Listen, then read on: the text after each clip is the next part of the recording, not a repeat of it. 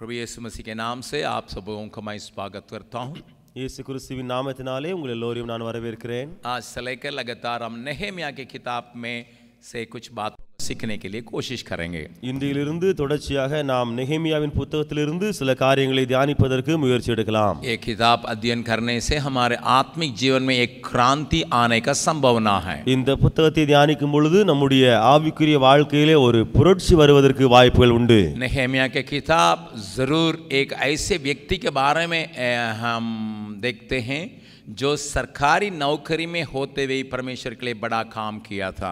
நெகேமியாவின் புத்தகத்திலே அப்படிப்பட்ட ஒரு மனிதனை குறித்து நாம் பார்க்கிறோம். அவன் அரசாங்க பதவியில் இருந்தும் தேவனுக்காக பெரிய காரியங்களை செய்தவன். इस किताब को समझने के पहले कुछ बातों को भूमिका के रूप में मैं आपको सुनाने के लिए चाहता हूं. இந்த புத்தகத்தை புரிந்து கொள்வதற்கு முன்பதாக சில காரியங்களை முன்னுரையாக நான் உங்களுக்கு சொல்ல விரும்புகிறேன். नेहेमिया के किताब के पहले की घटनाओं को थोड़ा देखने की आवश्यकता है. நெகேமியாவின் புத்தகத்துக்கு முன்பதாக நடந்த சம்பவங்களை நாம் பார்க்க வேண்டிய அவசியம் உண்டு. इजरायली लोग और यहूदा लोग पाप में पड़ते रहने की वजह से उनको बाबिलोन में कैद के रूप में जाना पड़ा. இஸ்ரவேலர்களும் யூதா ஜனங்களும் பாவத்தில் நீடித்து இருப்பது நிமித்தமாக அவர்களை பாபிலோன் தேசத்துக்கு சிறையாக பிடித்து கொண்டு போக வேண்டிய சூழ்நிலை உண்டாயிற்று. वे पाप में से मन फिराने के लिए तैयार नहीं थे. அவர்கள் பாவத்திலிருந்து மனம் திரும்ப ஆயத்தமாக இல்லை. अन्य देवी देवताओं को छोड़ने के लिए तैयार नहीं थे. அவர்கள் மற்ற தேவதர்களையும் தேவர்களையும் வணங்க ஆயத்தமாக இருந்தார்கள். और उन्होंने अपने बच्चों को बलिदान भी चढ़ाते थे. அவர்கள் தன்னுடைய பிள்ளைகளையும் அவர்களுக்காக பலி செலுத்தி வந்தார்கள். और उनका पाप प्रतिदिन बढ़ते जाने की वजह से बारंबार परमेश्वर उनको ताड़ना देने के बावजूद भी वे जब फिर प्रभु के पास लौटने के लिए तैयार नहीं थे, उनको जबरदस्ती करके बाबिलोन के राजा नेबुकदनेस्सर के हाथ में प्रभु सौंपा था. அவர்கள் பாவத்தில் நீடித்து இருந்தது நிமித்தமாக தன்னுடைய பாவங்களை விட்டுவிட மனதில்லாமல் இருந்தது நிமித்தமாக தேவனாய கர்த்தர் அந்த பாபிலோனிய ராஜாவாகிய நேபுகாத்நேசருடைய கரங்களிலே அவர்களை ஒப்புக் கொடுத்தார். और प्रभु ने यिर्मयाह नबी के द्वारा ये कहा था 70 साल तुम बाबिलोन में वहां पर कैदी के रूप में गुलाम के रूप में रहोगे. தேவனாய கர்த்தர் இப்படி சொல்லியிருந்தார், நீங்கள் 70 வருடங்களாக அங்கே அந்த இடத்திலே சிறை பிடித்து அங்கே கொண்டு போகப்பட்டு இருப்பீர்கள். और वहां तुम जब रहोगे तो उस देश के लिए तुम उसकी भलाई को मांगना. அங்கே நீங்கள் இருக்கும் பொழுது உங்களுடைய அங்கு இருக்கிற தேசத்துக்காக நன்மைகளுக்காக என்னிடத்தில் விண்ணப்பம் பண்ணுங்கள். और मैं उस देश पर तुम्हें बढ़ाऊंगा.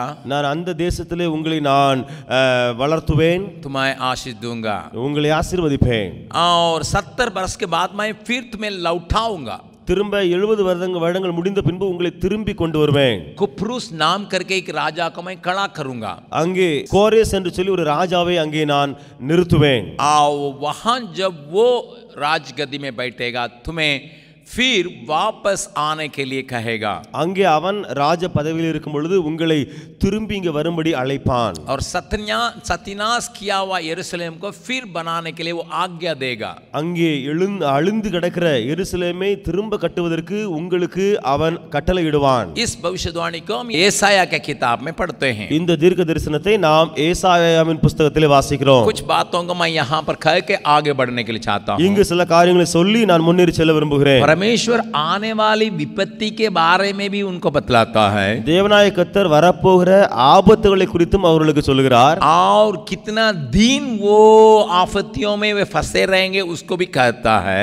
அதோடு கூட எத்தனை நாட்கள் அந்த ஆபத்தில் அவர்கள் இருப்பார்கள் என்றும் சொல்கிறார். आफत्ति के समय में उनके ख्याल क्या होना चाहिए उसको सिखाता है. அந்த ஆபத்து நாட்களிலே அவருடைய நிலைமை எப்படி இருக்க வேண்டும் என்பதையும் கற்றுக் கொடுக்கிறார். उसमें से बच के निकलने के लिए परमेश्वर ने क्या उपाय पहले से बना के रखा उसको भी बतलाता है. அந்த ஆபத்திலிருந்து தப்பித்து வெளியே வர ஆண்டவராய கர்த்தர் முன்னமே நியமித்திருக்கிற வழிகளையும் ஆண்டவர் சொல்கிறார். परमेश्वर बहुत क्रोधित था.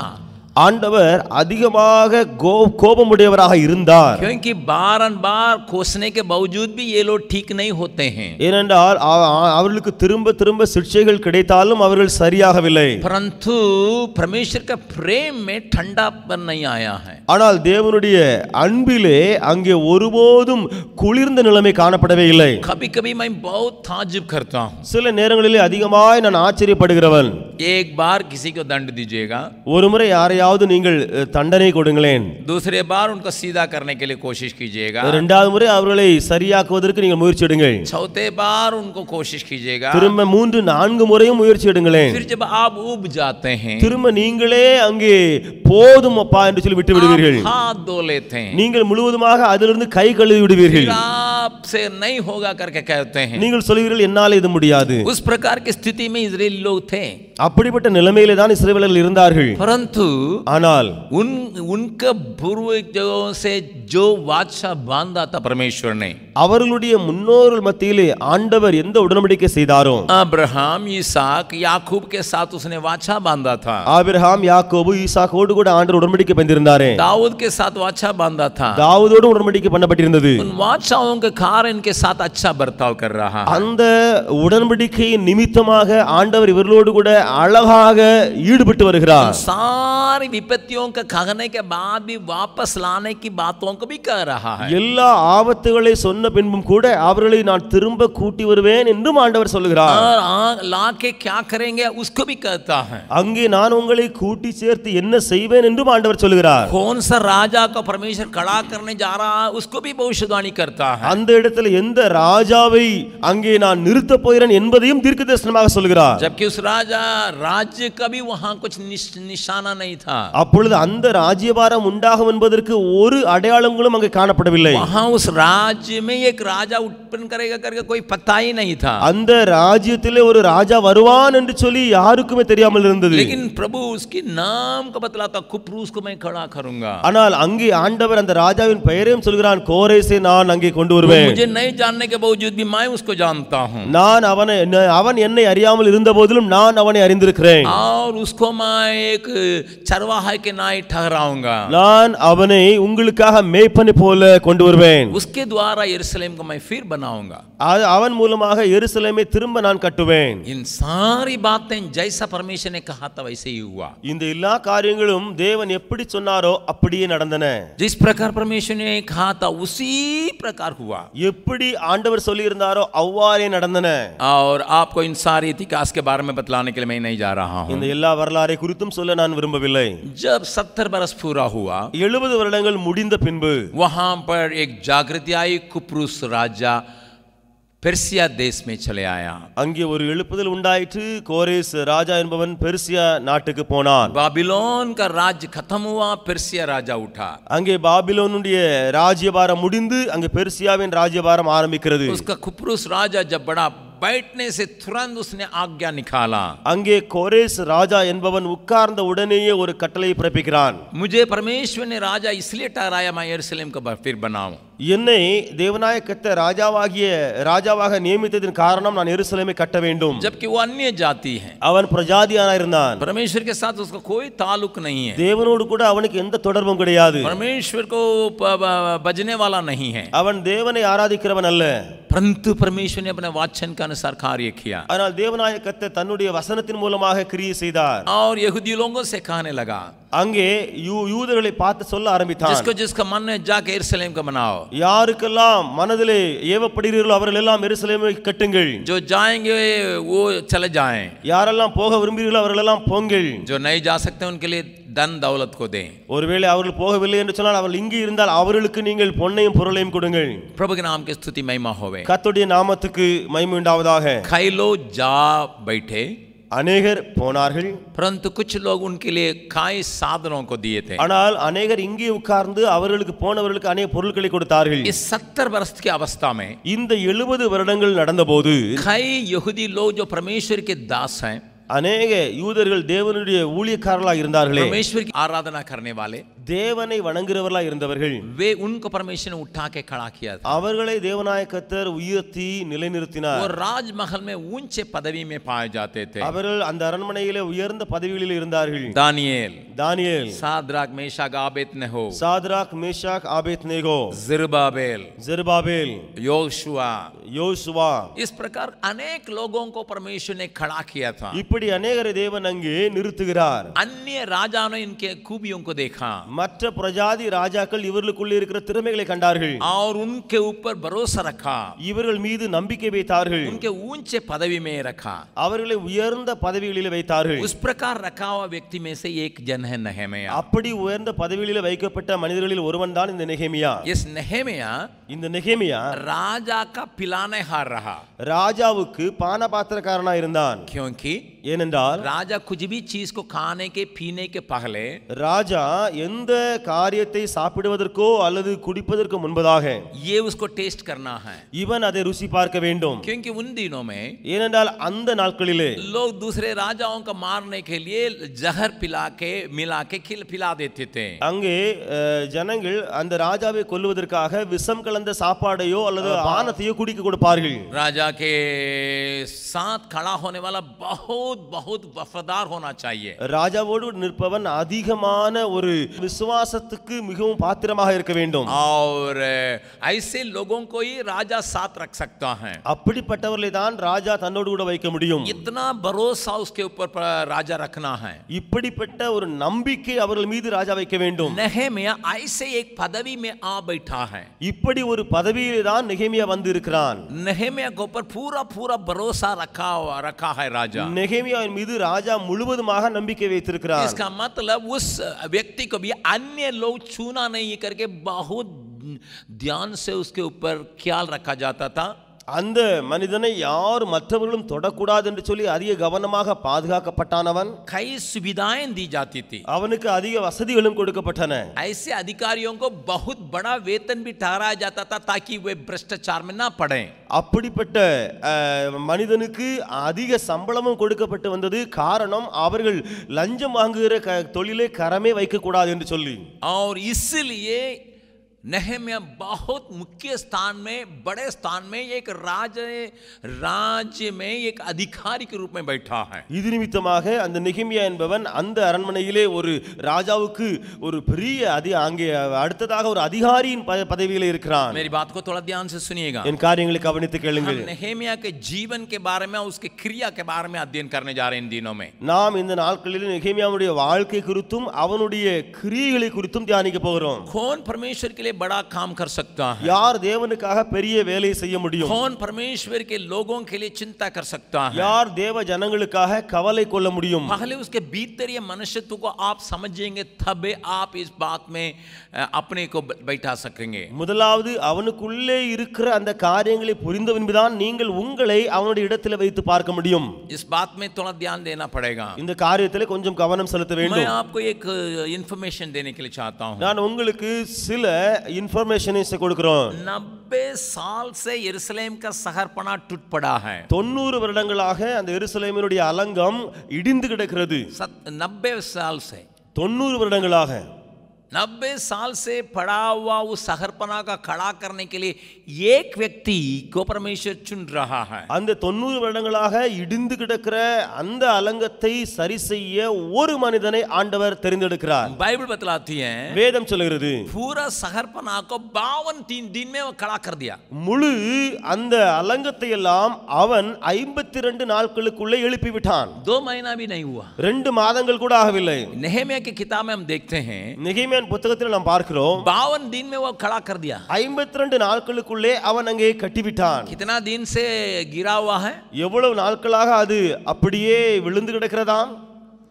90 साल 90 வருடங்களாக அப்படியே கிடக்கிறது. एक बात को याद रखिए, ஒரு காரியத்தை மனதில் வையுங்கள். जब नया दीवार बनाना है आसान है.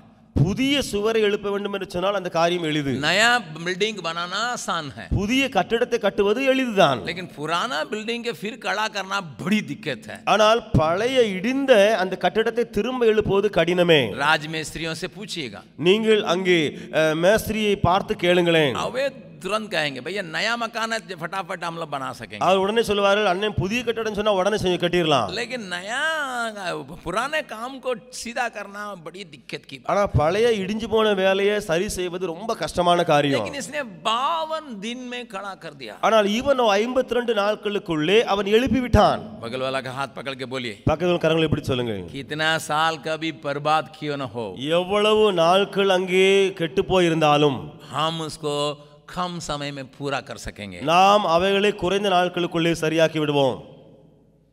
52 days, just 52 days. 52 दिनों में उसने पूरा किया. कभी कभी हम सोचते हैं अरे हमारा परिवार की समस्या बहुत दिन का, சில நேரங்களில் யோசிக்கிறோம் நம்முடைய குடும்ப பிரச்சனை ரொம்ப வருஷமா ரொம்ப நாளா இருக்கு. हमारा समाज की भ्रष्टाचार जो है ना बहुत साल का, நம்முடைய சமுதாயத்தின் லஞ்சம் அந்த பிரச்சனை இருக்கு ரொம்ப வருடங்களா இருக்கு. ஊழல்கள், லஞ்சம், ஊழல்கள். बिहार बर्बाद है, कई साल से, कई पीढ़ियों से बर्बाद है. பீகார் अनेक சந்ததிகளாக अनेक வருடங்களாக கெட்டு போய் கிடக்கு. कई चीजें जो है अरे बाप रे बाप ये जिंदा नहीं होगा, இது எல்லாம் ஒரு நாள் உயிரடையாது, இதெல்லாம் அப்படியே செத்து போய் கிடக்கு.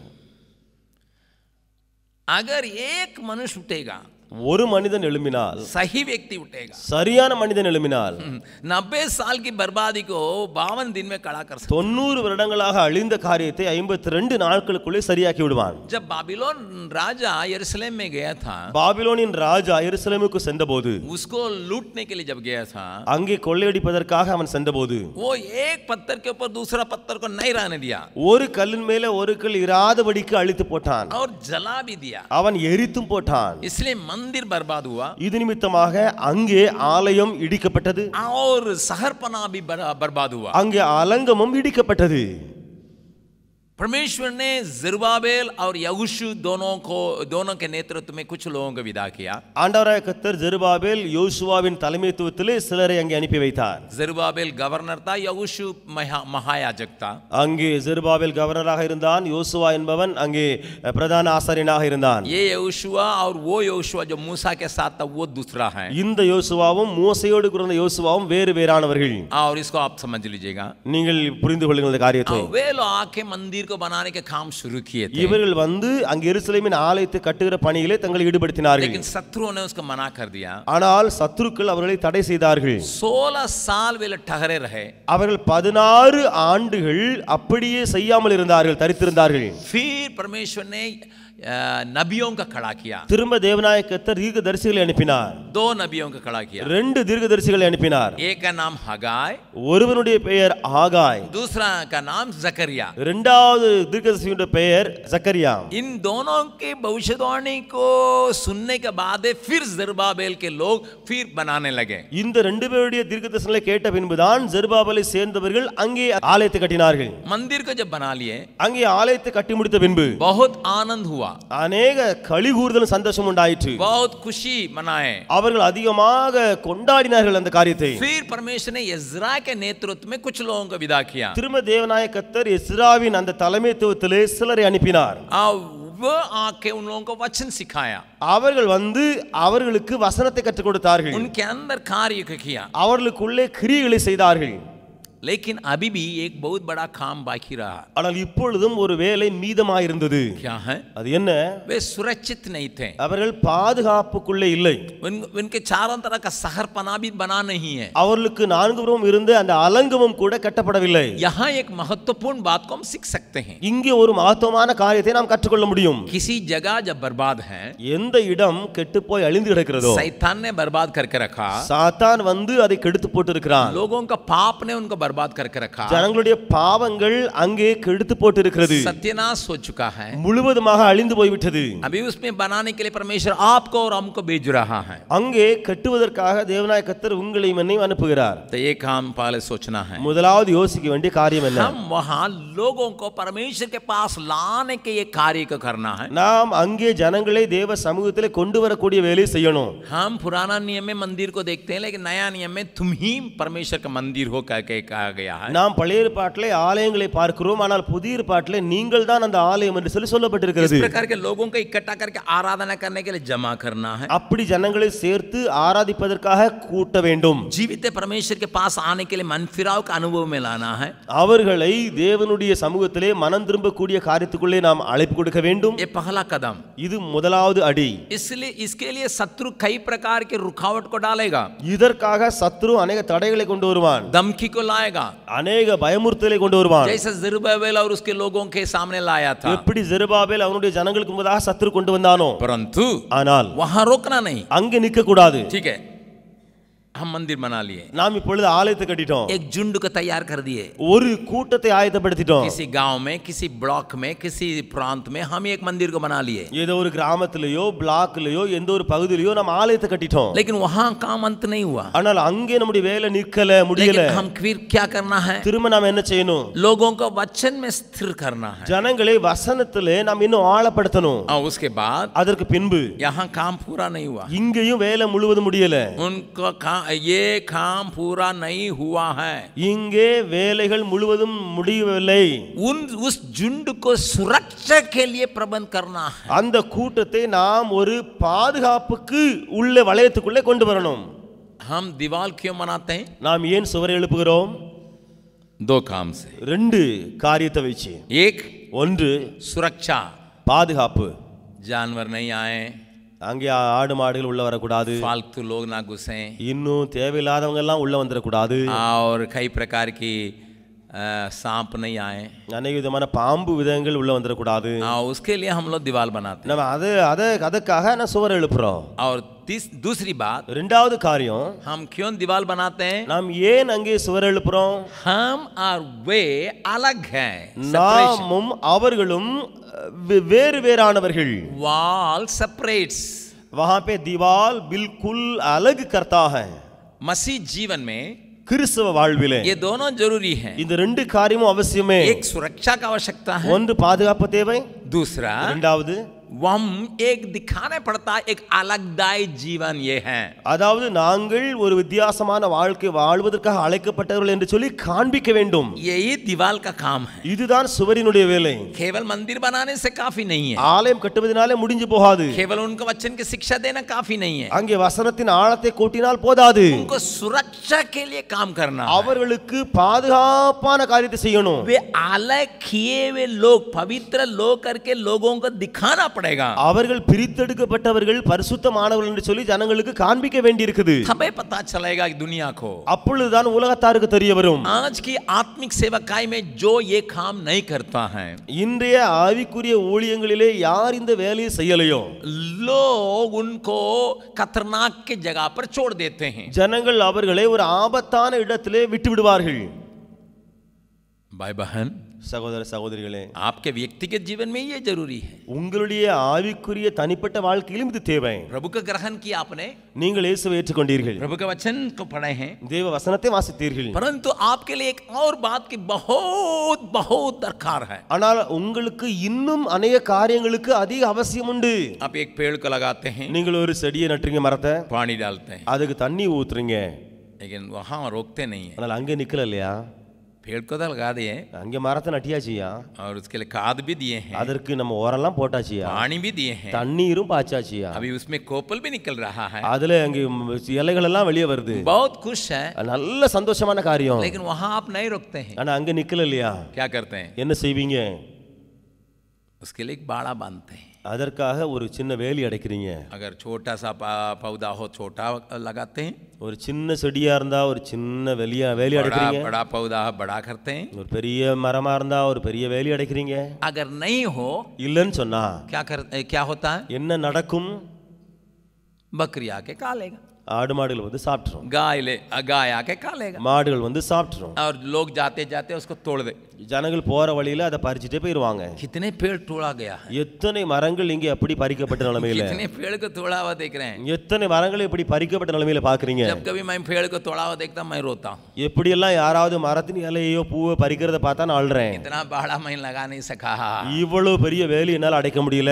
मनुष्य का हाथ चुपचाप नहीं रहता, மனிதனுடைய கரம் அமைதியா இருக்காது. थोड़ा सा कोपल को देखे तो तोड़ने से उसको मजा आता है। ஏதாவது ஒரு துளிர் வந்துச்சுன்னா அதை பறிச்சிருன்னு சொல்லி நினைக்கும். आप किसी आदमी से बातचीत करने के लिए किसी पौधा के पास खड़ा कर दीजिए, उसका हाथ चुपचाप नहीं रहेगा, யாராவது மனிதனிடத்துல பேசணும்னு சொல்லி ஒரு செடி மரத்து பக்கத்துல நீங்க நிக்க வைங்களா, அவன் கரம் சும்மா இருக்காது, उसी को नोचते रहेगा, அங்க அந்த இலைய தான் அதை பிச்சுக்கிட்டே இருப்பான். यही आत्मिक जीवन में भी लागू है, இது ஆவிக்குரிய வாழ்க்கையிலுமே பொருந்துமே. एवरीबॉडी नीड्स सम प्रोटेक्शन, हर कोई को सुरक्षा की जरूरत है.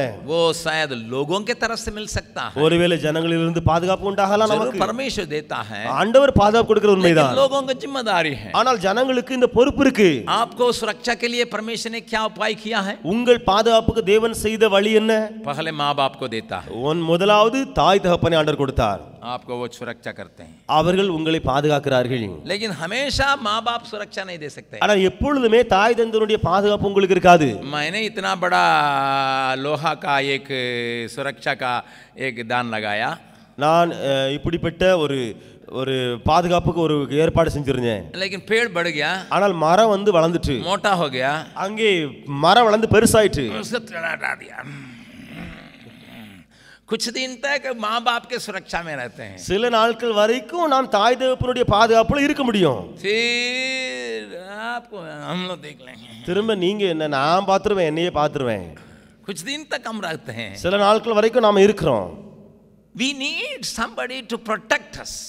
हमें कुछ लोगों का जरूरत है ताकि हम सुरक्षा को पाएं. Not necessary our own parents will be our protection. ये नहीं कि हमारे माँ बाप ही हमारे सुरक्षा देने वाले रहें. But God gives some people to be a protector to you. लेकिन परमेश्वर आपको कुछ ऐसे लोगों को देता है ताकि आप सुरक्षित रहें. जो आपके ऊपर ख्याल कर सकें. यार उंगल मीद करिसने கொள்ள முடியுமோ? आपके आत्मा प्राण देह को सुरक्षा देने के लिए लोगों का परमेश्वर रखा है. உங்களுடைய ஆவி ஆத்மா சரீரத்தை பாதுகாக்க ஆண்டவர் ஜனங்களை தருகிறார். आत्मिक तौर से लोग आपके ऊपर रखे जाते हैं. ஆவிக்குரிய பிரகாரமாக ஜனங்கள் உங்கள் மேல வைக்கப்படுகிறார்கள். न केवल वे अगुवाई करते हैं, அவர்கள் உங்களை வழிநடத்துகிறது மாத்திரமல்ல, परंतु आपके लिए सुरक्षा देते हैं. ஆனால் உங்களுக்கு அவர்கள் பாதுகாப்பை கொடுக்கிறார்கள். एक वचन को पढ़ के आज के अध्ययन को खत्म करेंगे. ஒரு வசனத்தை வாசித்து இன்றைய தியானத்தை முடிக்கலாம். इब्रानियों की पत्री எபிரேயர்களின் நிருபம் 13 अध्याय 13ஆம் அதிகாரம் 17वां पद. 17ஆம் வசனம். अपने अगुओं की आज्ञा मानो, अपने अगुओं की आज्ञा मानो और उनके अधीन रहो, उनके अधीन रहो, क्योंकि सुनिए, यहां बहुत सुंदर ढंग से इस वचन को देखते हैं. இங்கே அழகான விதத்தில் இந்த வசனம் எழுதப்பட்டிருக்கிறத பார்க்க முடியும். आपके अगुओं को मानो और उनके आधीन में रहो. உங்களை நடத்துகிறவர்களுக்கு நீங்கள் கீழ்ப்படிந்து அவர்களுக்கு அடங்குங்கள். यहाँ तमिल में बहुत खड़ा शब्द इस्तेमाल किया. தமிழ்ல ஒரு கடினமான சொல் போடப்பட்டிருக்கு, अडंगुंगल. That means be submissive to the person who is upon you. आपके ऊपर रखे हुए लोगों के आधीन में रहो.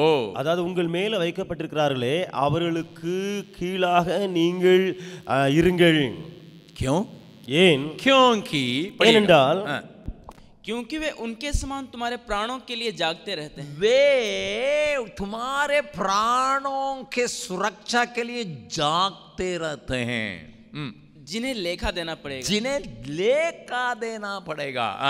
वे यह काम आनंद से करें, आनंद से करें, न कि ठंडी सांस लेकर, ठंडे सांस लेके, क्योंकि इस दशा में तुम्हें कुछ लाभ नहीं. इस दशा में कुछ लाभ नहीं है.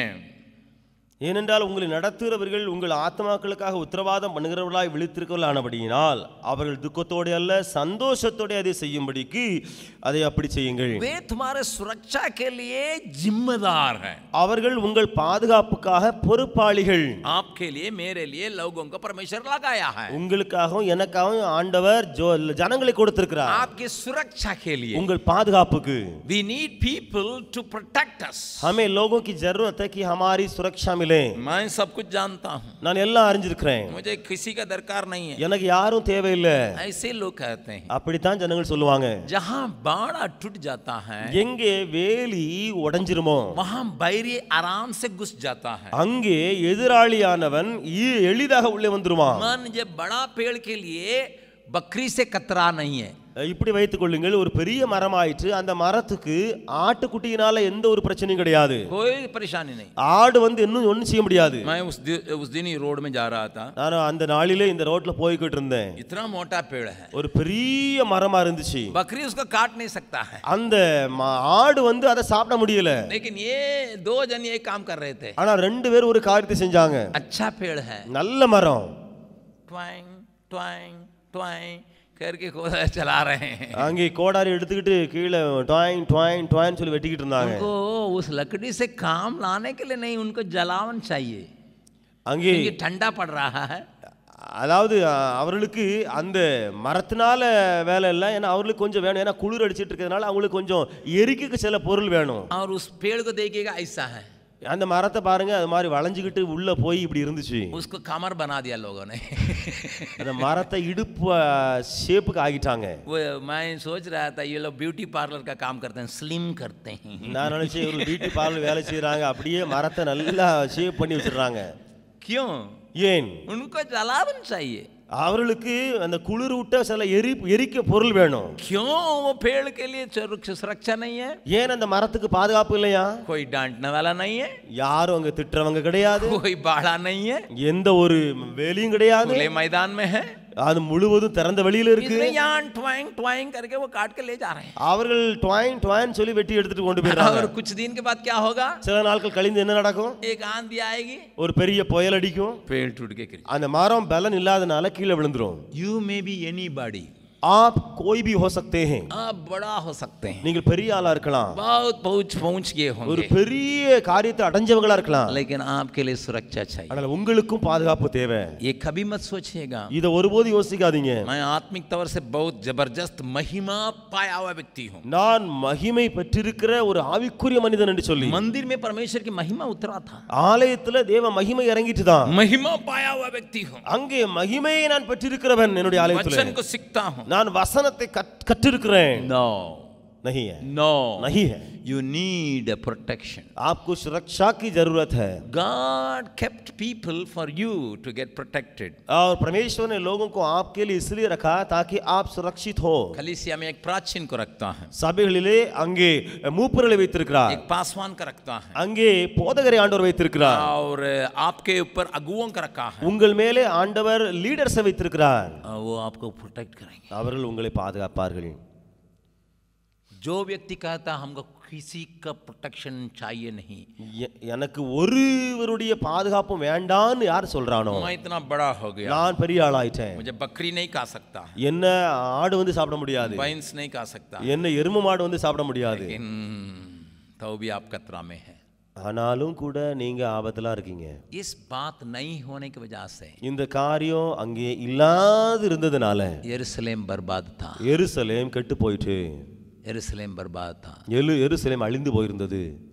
भाई बहन, इस सुबह के समय சகோதர சகோதரி, இந்த காலை வேளையில नहम्याह को क्यों परमेश्वर खड़ा किया, मैं आपको आगे ले जाके बताऊंगा। நெகேமியாவை ஏன் ஆண்டவர் அங்கே நிறுத்துகிறார் என்று சொல்லி தொடர்ந்து நான் சொல்ல விரும்புகிறேன். आज भी ऐसे नहम्याहों को परमेश्वर खोजता है। இன்றைக்கும் இப்படிப்பட்ட நெகேமியாக்களை ஆண்டவர் தேடுகிறார். कई जगह बर्बाद है, அநேக இடங்கள் அழிந்திருக்குது, कई लोग बर्बाद है, அநேகர் கெட்டு போயிட்டாங்க. और 90 साल से हो सकता है, 90 வருடங்களாக ஒருவேளை இருக்கலாம், पीढ़ी पीढ़ी से बर्बाद है, சந்ததி சந்ததிகளாக கெட்டு போயிருக்கலாம். आप और हम खड़े हो जाएंगे ஆனால் நீங்களும் நானும் நிற்போம் என்றால் कम समय में குறைந்த நாட்களுக்குள்ளே एक महत्वपूर्ण काम कर सकते हैं। ஒரு மகத்துவமான வேலை நடக்க முடியும். प्रभु इस प्रकार का अनुग्रह हमें देने पाए। தேவன் அப்படிப்பட்ட கிருபை நமக்கு தருவாராக. आइए हम सिर झुकाएं। நாம் தலை தாழ்த்தலாம்.